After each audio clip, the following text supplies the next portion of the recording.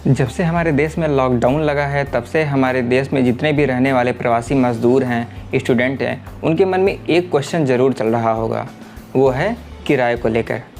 तो फ्रेंड्स, आज के इस वीडियो में हम आपके मन में किराए से लेकर जितने भी कन्फ्यूज़न है वो सारे कन्फ्यूज़न दूर करने वाले हैं। तो अंत तक बने रहिएगा हमारे इस वीडियो के साथ। तो चलिए वीडियो को शुरू करते हैं।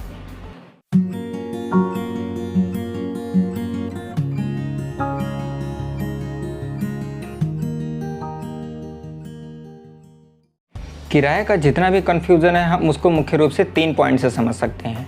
तो चलिए पहले पॉइंट से शुरू करते हैं, जिसमें कि जो पहला पॉइंट है उसमें यह है कि जो पहला डिसीजन आया था वो नोएडा प्रशासन का आया था, उत्तर प्रदेश की सरकार में, कि कोई भी जो मकान मालिक होगा वो अपने किराएदारों को 1 महीने का किराया जमा करने के लिए ही केवल कह सकता है। मतलब कि जब ये महामारी चल रही थी तो नोएडा प्रशासन ने ये एक आदेश पारित किया कि जितने भी मकान मालिक है उस नोएडा क्षेत्र में, नोएडा ज़िले में जितने भी मकान मालिक हैं वो अपने किराएदारों को केवल 1 महीने का ही किराया देने का फोर्स कर सकते हैं, इसके अलावा और भी फोर्स नहीं कर सकते हैं। उसके बाद एक फ़ैसला आया कि दिल्ली गवर्नमेंट का, जिसमें अरविंद केजरीवाल जी का ये कहना था कि कोई भी मकान मालिक जो है 2 से 3 महीने के किराए के लिए किसी भी किराएदार को फोर्स ना करे। इसमें मुख्य रूप से जो ज़मींदार हैं, जो मकान मालिक हैं, उनको ये कहा गया था दिल्ली सरकार द्वारा कि वो किसी भी किराएदार को 2 से 3, कम से कम 2 से 3 महीने के किराए के लिए फोर्स ना करें। हाँ, अगर ऐसा होता है कि अगर किराएदार सक्षम नहीं होता है किराया देने में, तो उस कंडीशन में दिल्ली सरकार ने ये कहा था कि वह उनका किराया वो दिल्ली सरकार उठाएगी। मतलब इस कंडीशन में दिल्ली सरकार ने ये स्पष्ट कर दिया था कि 2 से 3 महीने का किराया जो है मकान मालिक उनको लेने के लिए फोर्स ना करें, और बाकी उसके लिए वो समय दे सकते हैं। अगर कोई किराएदार अगर किराया देने में लेट करता है या फिर, तो उसको मकान मालिक के द्वारा समय दिया जा सकता है ताकि वो किस्तों में अपना किराया चुकता कर सके। इसके अलावा चलिए एक बात आती है फोर्स मेजर इवेंट की। ये जो सबसे इम्पॉर्टेंट टॉपिक है इसके बारे में हम बात करते हैं। चलिए हम समझते हैं पहले फोर्स मेजर इवेंट होता क्या है। फोर्स मेजर इवेंट वो होता है कि जब भी किसी देश में महामारी या प्राकृतिक आपदा या फिर कोई भी संकट आती है, जैसे युद्ध जैसी स्थिति जब बन जाती है हमारे देश में, तो ऐसे में एक होता है फोर्स मेजर इवेंट, जिसमें जितने भी किराएदार होते हैं या फिर ऐसे लोग होते हैं जो फिर किसी के अंडर में रहते हैं, अंडर में रहने का मतलब कि किसी के शरण में रहते हैं, किसी के यहाँ मकान लेके किराए पर रहते हैं, तो ऐसे लोगों को कुछ अधिकार दिए जाते हैं। ये जो फोर्स मेजर इवेंट होता है इसमें ये होता है कि जैसे फॉर एग्ज़ाम्पल जैसे कोई 2 लोगों के बीच में, जैसे मकान मालिक और किराएदार के बीच में एक कॉन्ट्रैक्ट होता है कि आप हमारे यहाँ रहिए, आप हमें महीने भर का किराया दीजिए और हमारे यहाँ आप रह सकते हैं। तो ये एक तरह से एक कॉन्ट्रैक्ट हो गया। तो उस कॉन्ट्रैक्ट को ब्रीच करने का, जैसे ब्रीच ऑफ कॉन्ट्रैक्ट होता है तो उस पर एक सज़ा का प्रावधान होता है। लेकिन ऐसे मामलों में जो फोर्स मेजर इवेंट है इसमें विशेष रूप से ऐसे लोगों को मतलब ऐसे लोगों को अधिकार देता है जिसमें कि वह कॉन्ट्रैक्ट को ब्रीच कर सकते हैं या फिर ब्रीच करने का, लेकिन उस ब्रीच करने का एक कारण होना चाहिए। चलिए इसको हम एक उदाहरण से समझते हैं। फॉर एग्ज़ाम्पल जैसे मान लीजिए कि ए और बी के बीच में किसी चीज़ का सामान की डिलीवरी के लिए कोई कॉन्ट्रैक्ट होता है, जिसमें ए द्वारा बी को सारे पेमेंट कर दिए गए हैं और बी द्वारा उसको सामान डिलीवर करना है। लेकिन उसी दौरान देश में लॉकडाउन लग जाता है जिस वजह से वो सामान की डिलीवरी नहीं कर पाता है। तो ऐसे कंडीशन में जो ए है वो बी को फोर्स नहीं कर सकता है या फिर उसको ये नहीं कह सकता है कि तुमने ब्रीच ऑफ कॉन्ट्रैक्ट किया है तो तुम्हारे ऊपर हम एक्शन लेंगे। तो ऐसे में वो जो बी होता है उसको अधिकार मिलता है कि वो अपना बचाव कर सके। चलिए हम किराए की बात कर रहे थे, तो किराए की बात में मुख्य रूप से ये है कि दिल्ली सरकार को अगर हम छोड़ दें तो किसी भी सरकार ने, जी हाँ एकदम ध्यान देने वाली बात है, किसी भी सरकार ने ये बिल्कुल नहीं कहा है कि कोई भी किराएदार वह मकान मालिक को किराया नहीं देगा। इसमें प्रधानमंत्री जी द्वारा केवल एक आग्रह किया गया है कि वह जितने भी किराएदार हैं उनसे ही, मतलब जितने भी मकान मालिक हैं उनसे ये आग्रह किए हैं कि अगर आप सक्षम हैं तो आप अपने किराएदारों का किराया माफ़ कर सकते हैं या फिर उनको कुछ समय दे सकते हैं, लेकिन फोर्स नहीं किया गया है सरकार द्वारा।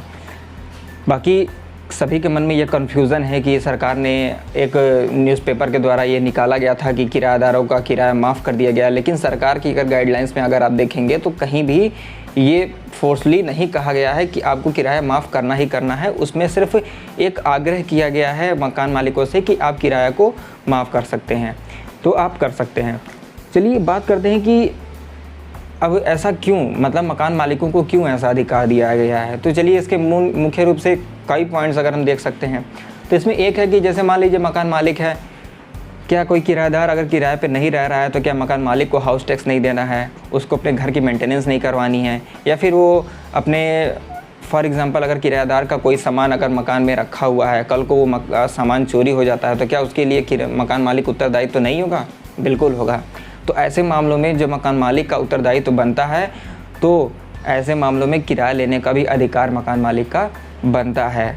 अगर मकान मालिक सक्षम है, वह चाहता है अपनी स्वेच्छा से कि वो किराया छोड़ सकता है तो बिल्कुल छोड़ सकता है, उसमें फोर्स नहीं किया जाता है। चलिए बात करते हैं इसमें जो स्टूडेंट हैं या फिर जो प्रवासी मजदूर हैं उनके क्या अधिकार हैं। तो मित्रों उनके अधिकार ये हैं कि जैसे मान लीजिए कोई व्यक्ति है जो किसी कंपनी में नौकरी कर रहा था, इस लॉकडाउन की वजह से उसकी नौकरी चली गई है, उसको पैसे नहीं मिल रहे हैं, तो वो अपना जो रीज़न है वो उनके सामने, मकान मालिक के सामने रख सकता है कि हमारे सामने ऐसी परिस्थितियां उत्पन्न हो गई हैं कि हम किराया नहीं दे सकते हैं। फिर भी अगर मकान मालिक किराया देने के लिए फोर्स करता है तो वह उसकी कंप्लेन कोर्ट में कर सकता है, जिसका कि जो फैसला होता है वो उस कोर्ट के जज द्वारा किया जाएगा। लेकिन ध्यान देने वाली बात यह है कि कहीं भी जो किराएदार है ये नहीं कह सकता है कि हम किराया देने के लिए सक्षम नहीं हैं या फिर नहीं दे सकते हैं। सक्षम नहीं है ये बात अलग हो गई, लेकिन किराया नहीं देना चाहते हैं ये बातें जो हैं ये कोई भी किराएदार मकान मालिक से अपने नहीं कह सकता है। जी हाँ, अब देखिए इसमें कई चीज़ें हैं। अब जैसे मकान मालिक को इतने अधिकार मिले हैं तो फोर्स मेजर इवेंट हमारा यही कहता है कि फोर्स मेजर इवेंट में हम जैसे यही जो हमारे देश में जो महामारी वर्तमान में चल रही है तो इसमें यह है कि किराएदार जो है उसको सामने आर्थिक परेशानियां आ रही हैं, चाहे वो स्टूडेंट हो, चाहे प्रवासी मजदूर हो, या फिर कोई भी हो जो डेली का कमाते हैं और खाते हैं। तो ऐसे मामले में जो फोर्स मेजर इवेंट है, अगर मान लीजिए मकान मालिक उनके खिलाफ एक्शन लेता है कि उन्होंने ब्रीच ऑफ कॉन्ट्रैक्ट किया है, हमारे द्वारा हमारा उनके बीच में कॉन्ट्रैक्ट हुआ था कि हमारे यहाँ रहेंगे तो ये हमारा किराया देंगे, लेकिन इन्होंने कॉन्ट्रैक्ट को तोड़ा है, इसके लिए हम उनके ऊपर केस करते हैं, ये ब्रीच ऑफ कॉन्ट्रैक्ट का केस करते हैं। तो मित्रों ऐसे मामलों में फोर्स इवेंट मेजर जो है उनका जो है उनकी रक्षा करेगा इस चीज़ से कि मतलब फोर्स मेजर इवेंट जो है उनके अधिकार को बचाएगा कि हाँ अगर उन्होंने ऐसा किया है तो इसका एक रीज़न है, इसका एक कारण है। इस रीज़न को देखना, इस कारण को देखना कोर्ट में जो बैठे जज हैं उनका काम है। मतलब वो देखेंगे कि क्या जो मकान मालिक जो किराएदार हैं उनके द्वारा अगर किराया नहीं दिया गया है तो क्या वाकई कोई रीज़न था या फिर ऐसी परिस्थितियाँ उत्पन्न हुई थी जिससे कि क्या कहते हैं वो किराएदार नहीं दे पाए हो किराया। तो अगर ऐसे मामले में कोर्ट पाती है कि हाँ वाकई ऐसी परिस्थितियाँ उत्पन्न हो गई थी तो ऐसे मामले में जो कोर्ट है वो जो पक्षकार है मतलब वो आपका किराएदार उसको उसके फैसले में मतलब उसके पक्ष में अपना फैसला सुना सकती है। तो कुल मिला के मित्रों यही कहेंगे कि जितने भी हमारे देश में जितने भी राज्य हैं, जैसे एमपी हुआ, दिल्ली हुआ, उत्तर प्रदेश हुआ, महाराष्ट्र हुआ, सबके रूम रेंट कंट्रोल एक्ट हैं। आप उस रूम रेंट कंट्रोल एक्ट में सारी गाइडलाइंस को पढ़िएगा, देखिएगा, सारी गाइडलाइंस को पढ़िएगा और देखिएगा, उसमें सभी के अपने अलग अलग प्रावधान हैं। तो किसी भी दिल्ली सरकार को अगर छोड़ दिया जाए, अगर दिल्ली सरकार को हम छोड़ दें तो किसी भी सरकार ने ये स्पष्ट नहीं किया है कि किराएदार जो है वो किराया नहीं दे सकते हैं, सिर्फ मकान मालिकों से आग्रह किया गया है।